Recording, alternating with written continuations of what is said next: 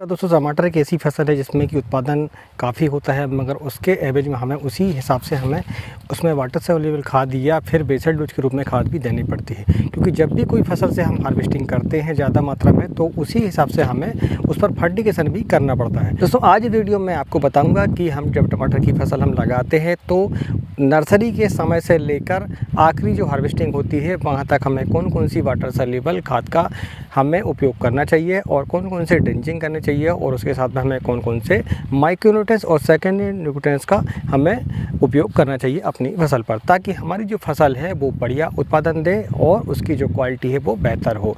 दोस्तों वीडियो में आगे बढ़ने से पहले मैं आपसे निवेदन करूंगा कि वीडियो अच्छा लगे तो वीडियो को लाइक ज़रूर करें, और चैनल यदि आप नए हैं तो चैनल को सब्सक्राइब करना ना भूलें और बेल आइकन को दबाएं ताकि आने वाली वीडियो की नोटिफिकेशन आपको मिल सके।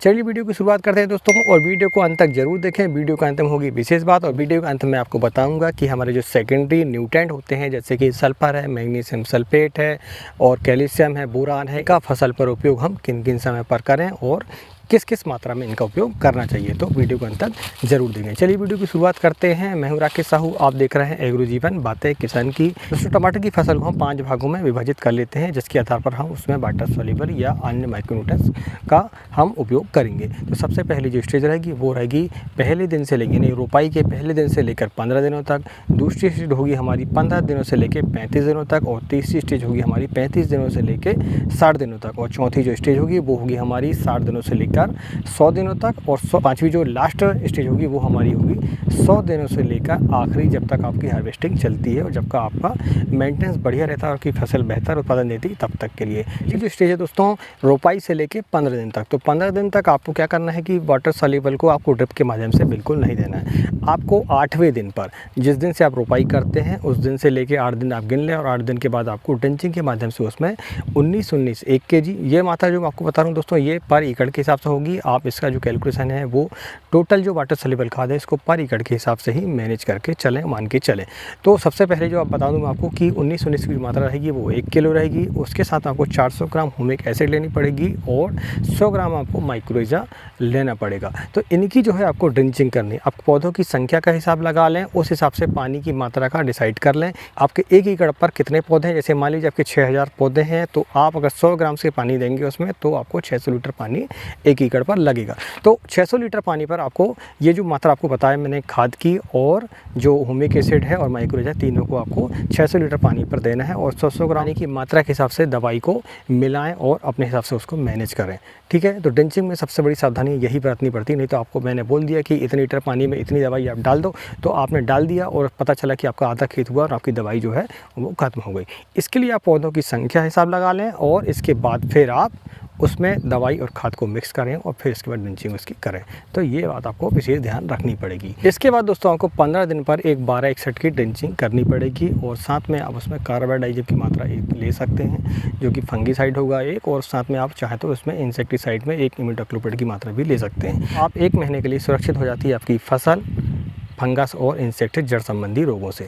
ठीक है, तो अब हमारी एक स्टेज पूरी हो गई है। हम बात कर लेते हैं दूसरी स्टेज की। दूसरी स्टेज जो है दोस्तों वो 15 दिनों से लेकर हमारी 35 दिनों तक है।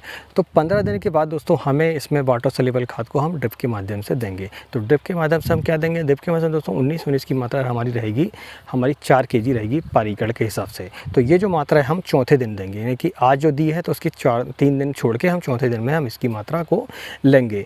एक बार हम 19-19 लेंगे और एक बार इसमें हम 12-61 की मात्रा लेंगे। तो आप ध्यान रखें कि एक बार 19-19 आपने 4 kg डाली है तो 4 दिनों के बाद आपको 12-61 डालना है, और फिर उसके बाद आपको 19-19 की मात्रा फिर से लेनी है। तो ये 25 दिनों के बाद दोस्तों हम 12-61 की मात्रा जो है वो 3 kg लेनी है, और साथ में उसमें 2 kg यूरिया लेनी पड़ेगी, क्योंकि हमें अब ग्रोथ की ज़्यादा ज़रूरत पड़ेगी। दोस्तों बरसात के दिनों में आपकी यूरिया की मात्रा वो कम रहेगी, लेकिन गर्मियों के दिनों में आपकी यूरिया की मात्रा थोड़ी बढ़ानी पड़ेगी। वो इसलिए बढ़ानी पड़ेगी क्योंकि गर्मियों के दिनों पर ग्रोथ थोड़ा फसल कम लेती है, तो इसलिए आपको जो है जल्दी से ग्रोथ में लाना होगा और फ्लावरिंग स्टेज पर इसको लाना होगा, इसलिए आपको यूरिया की मात्रा इसमें लेनी पड़ेगी। तो दोस्तों यदि इस वीडियो को 1000 लाइक मिल जाते हैं तो हम जो अगला वीडियो है वो इसमें फंगस, कीटनाशक और जो हमारे पोषक तत्वों का स्प्रे करते हैं उसके बारे में एक नया वीडियो लाएंगे, जिसमें कि सारा मैनेजमेंट होगा आपका कि आपको किस दवाई का कब उपयोग करना होगा। तो वीडियो को लाइक ज़रूर करें। जो मात्रा दोस्तों ये 25 दिनों से लेकर 35 दिनों तक चलेगी। अब 35 दिनों के बाद आप देखते हैं कि आपके छोटे छोटे फूल आपको दिखने लगते हैं, यानी कि अपनी फ्लावरिंग स्टेज जो है वो चालू हो जाती है। तो उस समय आपको क्या करना पड़ेगा, आपकी जो खाद है वो आपको बदलनी पड़ेगी। इसके लिए आपको 13-40-13 और 52-34 और साथ में आपको 2 kg यूरिया। तो हर तीसरे दिन पर आपको क्या करना होगा कि एक बार आपको 52-34 साथ में 2 kg यूरिया और एक बार 13-40-13 साथ में 1 kg यूरिया आपको लेनी पड़ेगी।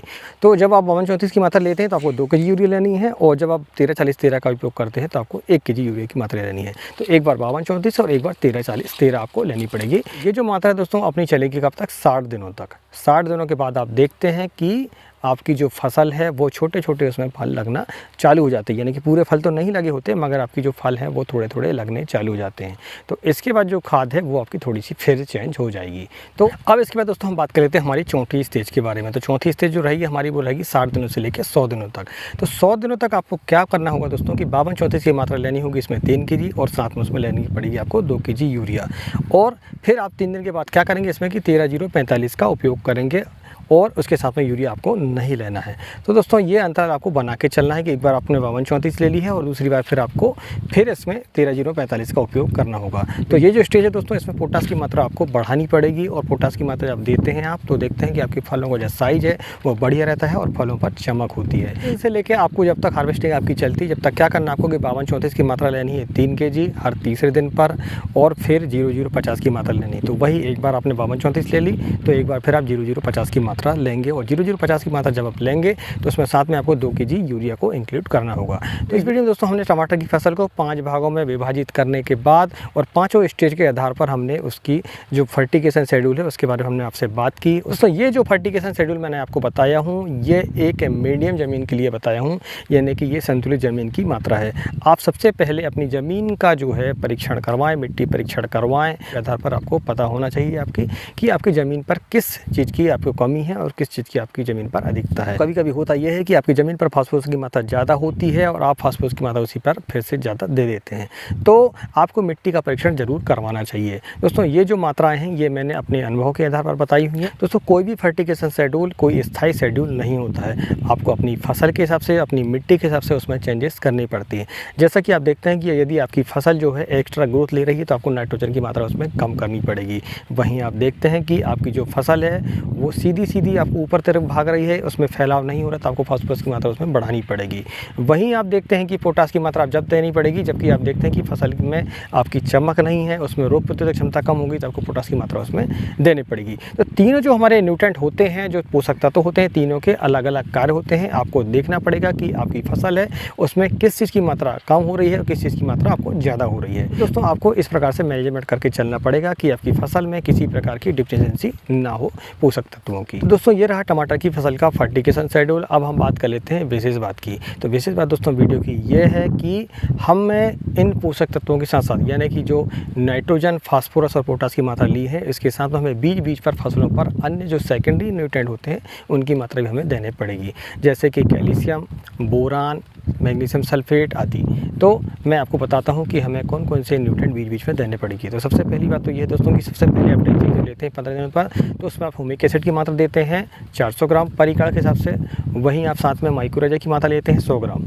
ठीक है, तो इसके बाद जो दूसरी ड्रिंचिंग करनी पड़ेगी आपको वो करनी पड़ेगी 45 दिनों पर। तो 45 दिनों पर जब आपके फूल निकलना चालू हो जाते हैं तो आपको फिर से एक बार ह्यूमिक एसिड 400 ग्राम और साथ में माइक्रोराइजा की मात्रा आपको 100 ग्राम लेनी पड़ेगी, ताकि आपकी जो जड़ों की ग्रोथ है वो ज़्यादा हो सके। जब ये मात्रा आप ज़मीन पर देंगे तो आप देखते हैं कि आपका जो पौधा है वो जड़ों के माध्यम से ज़्यादा पोषक तत्वों को खींचता है अपने आप में, और आपकी जो फसल है वो सुरक्षित होती है और तंदुरुस्त होती है।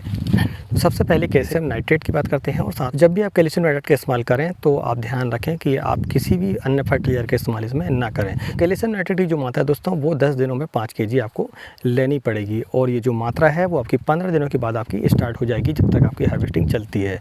दूसरा मैग्नीशियम सल्फेट की बात करते हैं, तो मैग्नीशियम सल्फेट की जो मात्रा है वो आपको 10 kg लेनी पड़ेगी 15 दिनों पर, यानी कि 15 दिनों पर एक बार कम से कम आपको 10 kg मैग्नीशियम सल्फेट का इस्तेमाल करना पड़ेगा। और मैग्नीशियम सल्फेट को भी आप किसी भी फर्टिलाइजर के साथ में नहीं मिलाएं, क्योंकि इसमें सल्फर होता है।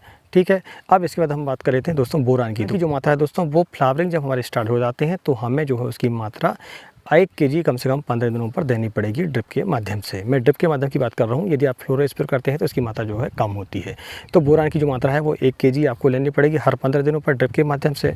अब इसके बाद दोस्तों हम मिक्स माइक्रोन्यूट्रेंट की बात करें तो मिक्स माइक्रोन्यूट्रेंट की जो मात्रा है वो महीने में कम से कम आपको 1 केजी देनी पड़ेगी ड्रिप के माध्यम से। और यदि आप स्प्रे करते हैं तो हर 15 दिनों पर आप एक बार 500 ग्राम जो है स्प्रे कर दें 1 एकड़ पर, तो आपके जो न्यूट्रेंट हैं वो सारे मैनेज हो जाएंगे। तो आज का वीडियो कैसा लगा प्लीज़ कमेंट करके बताएं। और दोस्तों इस वीडियो को ज़्यादा से ज़्यादा लाइक करें और चैनल में यदि आप नए हैं तो चैनल को सब्सक्राइब करें और बेल आइकन को दबाएं कि आने वाली वीडियो की नोटिफिकेशन आपको मिल सके। तो मिलते हैं अगली वीडियो में, तब तक नमस्कार, जय हिंद, जय किसान, जय जवान।